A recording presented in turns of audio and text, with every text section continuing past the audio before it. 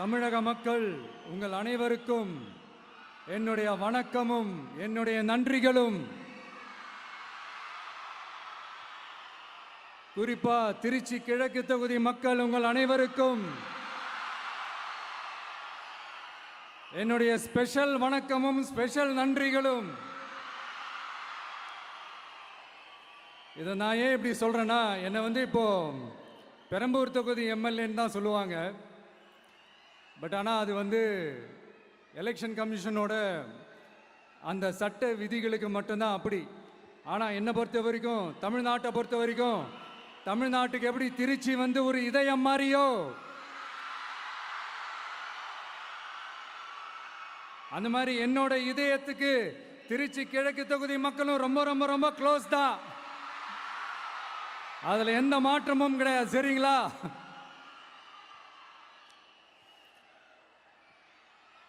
ஆட்சிக்கு சில வாரங்கள் கூட ஆகலை. 6 மாதம் அமைதியாக இருப்போம்னு சொன்னவங்களாம் 6 நாள் கூட அமைதியாக இருக்க முடியல.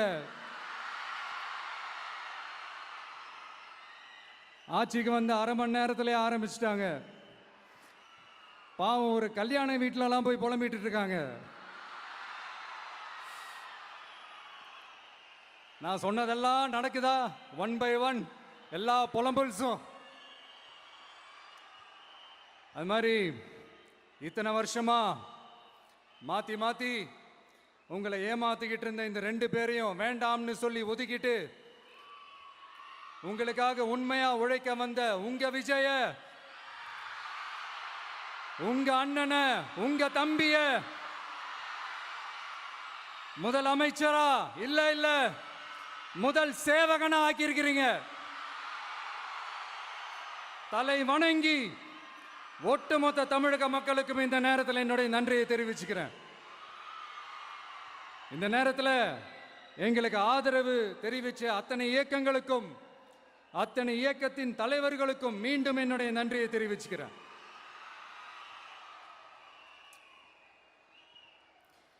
புரட்சி தலைவர் எம்ஜிஆர் அவர்களுடைய முதல் தேர்தலில் கூட இந்த அளவுக்கு ஒரு ஓட் பர்சன்டேஜ் வாங்கலை அப்படின்ட்டு நிறைய பேர் சொன்னாங்க.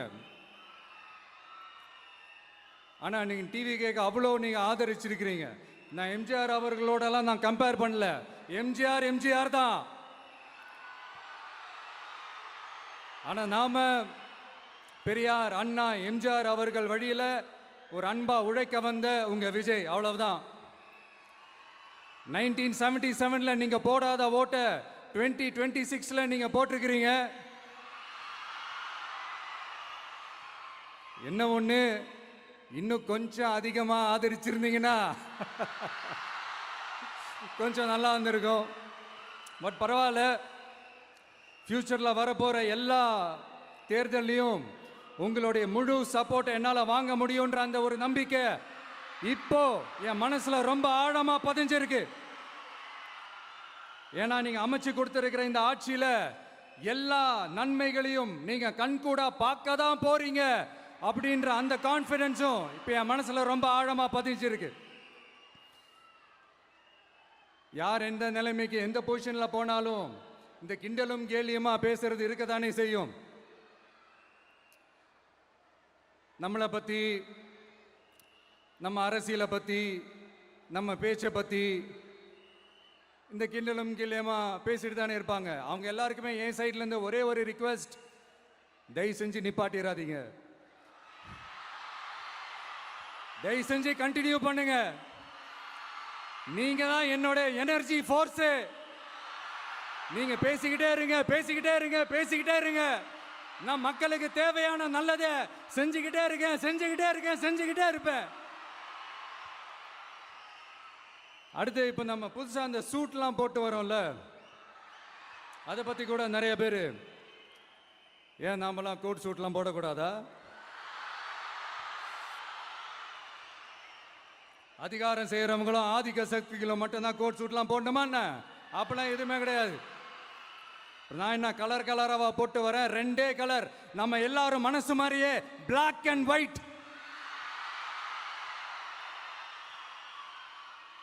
எல்லாத்திலும் பிளாக் அண்ட் ஒயிட்டா இந்த விஜய் இருப்பான் அப்படின்னு காட்டுறதுக்கு தான் அந்த கலர்.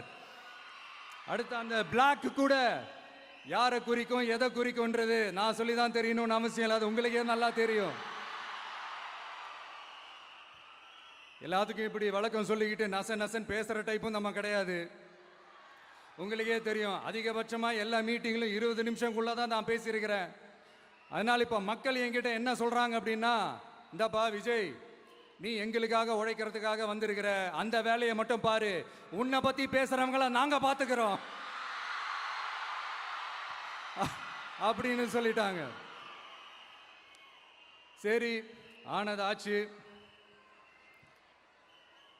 இப்போ என்ன, உனக்கு எதிரிகளே இல்லையா அப்படின்லாம் கேட்டால் அப்படிலாம் நான் சொல்ல மாட்டேன், அப்படிலாம் நான் நினைக்கவும் மாட்டேன், அப்படி நினைக்கவும் கூடாது. இப்பவும் சொல்றேன், அரசியல் ரீதியா சொல்றேன், 2 பேருக்கு நடுவில் தான் போட்டியே. ஒன்னு இன்னொன்னு, எஸ், ஒன்னு டிவிகே, இன்னொன்னு டிஎம்கே. இதுக்கு நடுவில் வேற யாருக்கும் எந்த வேலையும் கிடையாது. ஏதாவது இருக்குன்னு சொல்றீங்க? எலெக்ஷனுக்கு முன்னாடியும் அவங்களுக்கு ஒரு வேலையும் இல்லை, இப்ப எலெக்ஷனுக்கு அப்புறம் சுத்தம். ஆனா இந்த திமுகவும் மற்றும் பலரும் ஒன்னா சேர்ந்துக்கிட்டு இந்த விஜயோட ஆட்சி வந்துடக்கூடாதுன்னு சொல்லி ஒரு கூத்து ஒண்ணு பண்ணாங்களே, அந்த கடைசி 5 நாள், அடாடாடாடாடா, நமக்கெல்லாம் ஓஹோ இப்படியெல்லாம் கூட நடக்குமோ என்ன கூத்துங்கிறீங்க. ஆனா ஃபியூச்சர் என்னவா இருக்குன்றதை மட்டும் இப்ப நான் சொல்றேன்.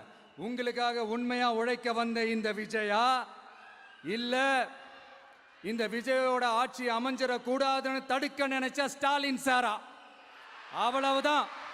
இதுக்கு நடுவில் வேற யாரும் எந்த அல்லு சில்லும் உள்ள வந்து நம்மளை தடுக்கிறதோ எதிர்க்கிறதோ ஏதாவது பண்ணாங்கன்னா நிர்வாகம் அதுக்கு பொறுப்பில்லை ராஜா, நிர்வாகம் அதுக்கு பொறுப்பில்லை.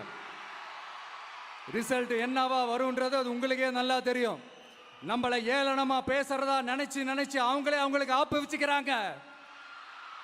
திமுக நம்மளை தடுக்க, திமுக நம்மளை எதிர்க்க, திமுக நம்மளை அவமானப்படுத்த அத்தனையும் நமக்கு நன்மையே.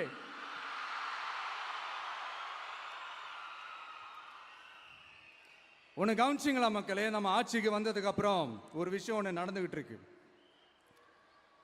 இது இந்த ஜென்சி தலைமுறையை அட்ராக்ட் பண்றதுக்காக இங்கிலீஷ் தமிழ் கலந்த அறிக்கை, அது சொல்ல வந்த நினைச்சிங்களா? அந்த காமெடி எல்லாம் கிடையாது. அடுத்து இந்த ரியாலிட்டியை மறந்துட்டு இந்த ரீல்ஸ் போடுறது, அது சொல்ல வந்தீங்களா? அந்த காமெடியும் கிடையாது. இது சீரியஸாக ஒரு விஷயம் நடந்துகிட்டு இருக்கு. முன்னெல்லாம் சட்டசபையில் யார் பேசுனா நமக்கு என்ன, யார் அடிச்சுக்கிட்டா நமக்கு என்னன்னு இருந்த கூட்டம்லாம் இப்போ சட்டசபையில் என்ன நடக்குது, என்ன பேசிக்கிறாங்கன்றது ரொம்ப உன்னிப்பாக கவனிக்கிறாங்க. கவனிச்சிங்களா? திமுக ஸ்டைல்லே சொல்லணும்னா ரீல்ஸ் போட்ட கூட்டம்லாம் இப்போ நியூஸ் பார்த்துக்கிட்டு இருக்கிறாங்க. அதுல நமக்கு சந்தோஷம் தான், பெருமை தான். நம்மளுடைய யங்ஸ்டர்ஸ், நம்ம பெண்கள் எல்லாம் அந்த அரசியல் என்னன்னு தெரிஞ்சுக்கணும், அந்த அரசியல் என்னன்னு புரிஞ்சுக்கணும்னு அப்படி ஒரு விழிப்புணர்வு ஏற்பட்டிருக்கு. அதுல எங்களுக்கு சந்தோஷம் தான். இதெல்லாம் யாரால நடந்திருக்கின்றது நான் சொல்லிதான் உங்களுக்கு தெரியணும்னு அவசியம் இல்லை, அது உங்களுக்கே நல்லா தெரியும். இப்படிப்பட்ட நம்ம தெய்வங்களை, இப்படிப்பட்ட நம்ம மக்களை தற்குறின்றது இன்னமும் சொல்லிக்கிட்டு இருக்கிறாங்க. நான் காஞ்சிபுரத்தில் சொன்னதை தான் இங்க நான் திரும்பவும் ரிப்பீட் பண்றேன். நீங்க தற்குறின்னு சொன்னீங்களே, அவங்க தான் உங்களோட அரசியல் வாழ்க்கையே ஒரு கேள்விக்குறி ஆக்கி இருக்கிறாங்க. கேள்விக்குறி ஆக்கிட்டாங்க, இன்னமும் ஆக்க போறாங்க. அன்னைக்கு நான் சொன்னப்போ சிரிச்சவங்களாம் இன்னைக்கு என்ன பண்ண போறாங்களோ. உண்மையை சொன்னாதான் அந்த கூட்டத்துக்கு கசக்குமே. உண்மையிலே நீங்க மக்கள் மனசை புரிஞ்சு வச்சிருந்தீங்கன்னா நீங்க இப்படி மக்களை தப்பாவே பேசியிருக்க மாட்டீங்க. அது என்ன, அப்புறம் அரசியல் புரிதல் இல்லாம மக்கள் நமக்கு ஓட்டு போட்டுட்டாங்களாம். இந்த கவர்ச்சியில மயங்கி மக்கள் நமக்கு ஓட்டு போட்டுட்டாங்களா? நான் என்ன, சரி விடுங்க.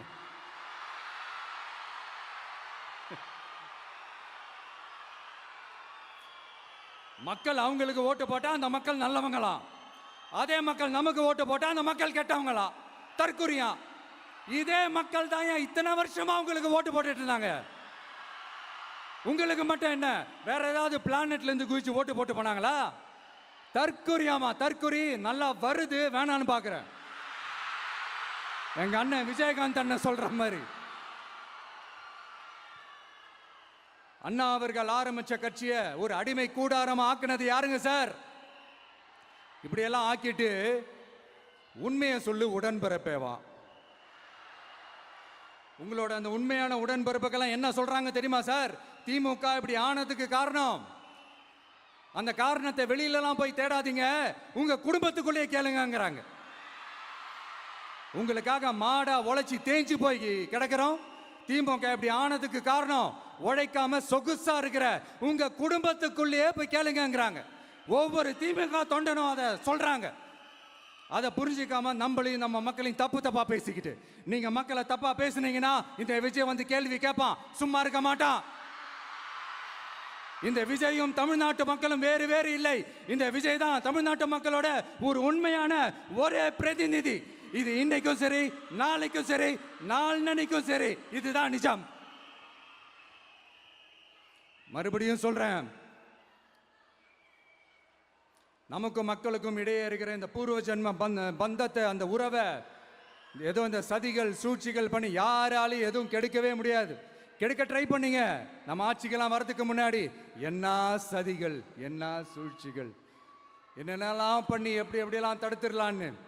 ஆனா இப்ப ஆட்சிக்கு வந்த இந்த சாமானிய மக்கள் ஆட்சியை நீங்க இந்த எதிர்கட்சியா இருக்கும் போது ஒன்று யூஸ் பண்ணுவீங்கல்ல, இந்த அறத பழைய டெக்னிக், அதெல்லாம் யூஸ் பண்ணி நம்மளையும் மக்களையும் பிரிச்சலாம்னு நினைச்சீங்கன்னா அது ஒரு காலம் நடக்காது. மக்கள்லாம் ரொம்ப தெளிவாயிட்டாங்க சார், ரொம்ப தெளிவாயிட்டாங்க. அதனால ஒரு ஆக்கப்பூர்வமான ஒரு எதிர்கட்சியா செயல்பட்டு மக்கள் மனசை வெல்ல பாருங்க. இந்த கடைசி லாஸ்ட் 1 மந்தா நடந்த ஒரு சில விஷயங்கள் உங்ககிட்ட நான் ஷேர் பண்ணணும்னு ஆசைப்படுறேன். இந்த 200 யூனிட் மின்சாரம், கட்டணமில்லா மின்சாரம் அறிவிச்சோம். அதில் ஆல்ரெடி இருந்த 100 யூனிட் திமுக கொடுத்தது கிடையாது. மேடம் ஜெயலலிதா மேடம் இருந்தப்போ செஞ்சுட்டு போனது. ஸ்டாலின் சார் பதவி போன அந்த கடுப்புல அறிக்கையா விட்டு தள்ளிக்கிட்டு இருக்கிறாரு. என்ன பண்ணீங்க உங்களோட ஆட்சியில? மக்கள் பணத்தை, டாஸ்மாக்ல இருந்து அடிச்ச அந்த பணத்தை, ஊழல் செஞ்ச அந்த ஃபைலை க்ளோஸ் பண்றதுக்கு அலையா அலைஞ்சிங்க. ஆனா இந்த விஜய் மக்களுக்கு தொந்தரவா இருக்கிற அதே டாஸ்மாக க்ளோஸ் பண்ணா. விவசாயிகளோட அந்த கடனை தள்ளுபடி மேக்சிமம் இந்த 1 மந்த்ல என்ன செய்ய முடியுமோ அதை செஞ்சான். நீங்க தான் அந்த நிதி சம்பந்தமா இருக்கிற எல்லா கேட்டையும் லாக் பண்ணி வச்சுட்டு போயிருக்கிறீங்க. அதை சரி செய்ய வேணாமா? அதை ஒழுங்குபடுத்த வேணாமா? அதனால மறுபடியும் சொல்றேன், இந்த விஜய் பொய் சொல்லி ஏமாத்துறதுக்காகலாம் அரசியலுக்கு வரல. உங்க கூடவே நிக்கிறதுக்காக மட்டும்தான் அரசியலுக்கு வந்திருக்கிறேன். அதுல எந்த மாற்று கருத்துமே கிடையாது. கவலையப்படாதீங்க விவசாய பெருமக்களே. அடுத்து இந்த சட்டம் ஒழுங்கு, அது சரியில்லை இது சரியில்லைன்னு சொல்லி திமுகவும் மற்றும் பலரும் மாறி மாறி கூவுறீங்க. நான் ஒன்று கேட்குறேன், இந்த மாடல் அரசுன்னு சொல்றீங்களே, அதில் என்ன செஞ்சு வச்சுட்டு போயிருக்கீங்க? ஒரு ஊர் விடாம, ஒரு தெரு விடாம போதைப் பொருள் கலாச்சாரம் அப்படியே ஸ்ப்ரெட் ஆகி கொட்டி கிடக்குது. அது அப்பவே இனிஷியல் ஸ்டேஜ் அதை நீங்க கண்ட்ரோல் பண்ணியிருந்தீங்கன்னா இத்தனை பெண்களை இழக்க வேண்டிய ஒரு சூழ்நிலை ஏற்பட்டிருக்குமா? எல்லாத்தையும் பண்ணிட்டு பழிய தூக்கி ஏன் மேல போடுறாங்க. நீங்க என்ன பழி நம்ம மேல போட்டாலும் மக்கள் நிம்மதியா வாழக்கூடிய அந்த செயலை கண்டிப்பா இந்த விஜய் செஞ்சுதான் காட்டுவான். அதுக்காக தான் எஃபிஷியன்டான போலீஸ் ஆபீசர்ஸ் நான் அப்பாயிண்ட் பண்ணியிருக்கிறேன். எஃபிஷியன்டான அந்த போலீஸ் ஆபீசர்ஸ் டீம் நான் அப்பாயிண்ட் பண்ணியிருக்கிறேன். பெண்கள் பாதுகாப்பான அந்த சிங்கப்பெண் காவல் படை நெக்ஸ்ட் வீக் அதை இனாகரேட் பண்ண போறோம். தப்பு செஞ்சவங்களுக்கான தண்டனை, அதுக்கான சார்ஜ் ஷீட் எல்லாமே ரொம்ப ஃபாஸ்டா, ரொம்ப ஸ்பீடா செய்யறதுக்கான அந்த வேலையை செய்ய சொல்லி இருக்கிறோம். கோர்ட்ல கூட தப்பு செஞ்சவங்களுக்கான அந்த கடுமையான தண்டனை வாங்கி கொடுக்கறதுக்கான அந்த வேலையையும் ரொம்ப சீக்கிரமா செய்ய சொல்லி இருக்கிறோம். அதனால நீங்க என்ன பழி நம்ம மேல போட்டாலும் உண்மையா உறுதியா மக்களுக்கு தேவையான எல்லா விஷயங்களையும் இந்த விஜய் செஞ்சு தான் காட்டுவான். இப்படியெல்லாம் நம்ம சொல்றதுனால இவங்க என்ன சொல்லுவாங்க தெரியுமா? அவங்க தான் ஆட்சியிலே இல்லையே, அப்புறம் ஏங்க அவங்கள குறை சொல்றீங்க அப்படின்னு கேட்பாங்க. வேரில் வெந்நியை ஊற்றிட்டு போனவங்கள வெளிச்சம் போட்டு காட்டாமல் பின்ன வேற என்ன சொல்லுவாங்க? இதெல்லாம் மக்கள்கிட்ட நம்ம தெளிவாக எடுத்து சொல்லணும் இல்லையா? அதுக்காக தான் இதெல்லாம் சொல்லிட்டு இருக்கிறேன். நம்ம மக்களுக்காக இவ்வளோ வேலை பார்க்குறோம், ஆனால் இவங்க அதையெல்லாம் விட்டுட்டு குதிரை பேரம் பண்ணுறாரு, அது பண்ணுறாரு, இது பண்ணுறாருன்னு சொல்லிட்டு தப்பு தப்பாக கதையெல்லாம் அடித்து விட்டுக்கிட்டு இந்த தீய சக்தியும் தீந்து போன சக்தியும் அதாங்க திமுகவும் மற்றும் பலரும் ஒன்னா சேர்ந்துக்கிட்டு திருட்டுத்தனமா யாருக்கும் தெரியாம ஒரு ஓரமா மூலையில உட்கார்ந்துட்டு பேரம் பேசி கூட்டு சேர்ந்து ஆட்சி அமைச்சு கொள்ளையடிக்க திட்டம் போட்டாங்க. அது ஏன் தெரியுமா? உங்களோட இந்த டிவிக்கு ஆட்சி அமைஞ்சா அவங்க பொழப்பே போயிடும். அந்த கொள்ளையடிக்கிறது, லஞ்சம், ஊழல் எல்லாமே கத்தம் கத்தம். அதான் இந்த காரணம். அடுத்து ஸ்டாலின் சார், திமுக வந்து இப்போ தீய சக்தி மட்டும் இல்ல, மக்களை விட்டு ரொம்ப தூரமா போன தூர சக்தி, ஓர சக்தி, கோர சக்தி, பார சக்தி. நீங்க எப்போ இந்த தீந்து போன சக்தியோட நீங்க கூட்டு சேர்ந்துக்கிட்டு ஆட்சி அமைக்கணும்னு நினைச்சீங்களோ அப்பவே இந்த திமுக தூர்ந்து போன சக்தியாகவும் ஆயிடுச்சு. நீங்களாம் நம்மளை பத்தி அவதூறு பேசலாமா சார்? இது நியாயமா? மக்களை இவ்வளவு பெரிய மக்கள் சக்தி நம்மளோடு இருக்கும் போது நமக்கு எதுக்கு வேற அரசியல்? எலெக்ஷன்ல 50-60 வருஷமா இருந்த சாதிய உடைச்சிருக்கிறோம், மதத்தை உடைச்சிருக்கிறோம், காசு கொடுத்து ஓட்டு வாங்கறத உடைச்சிருக்கிறோம். நாம எது செஞ்சாலும் கான்ஸ்டிடியூஷன்ல தான் செய்வோம். நாம சிங்கிள் மெஜாரிட்டி வாங்கி இருந்தாலும் நம்மளை நம்பி முறையா கூட்டணியில கட்சியில ஆதரிக்க வர்றவங்களை அரவணைச்சு தான் இருப்போம். நான் இப்பவும் மீண்டும் டிக்ளேர் பண்றேன், டிவிகே ஆட்சி எந்த பாகுபாடும் இல்லாம எல்லாருக்குமான ஒரு ஆட்சியா தான் இருக்கும். அதுல எந்த மாற்றமும் கிடையாது.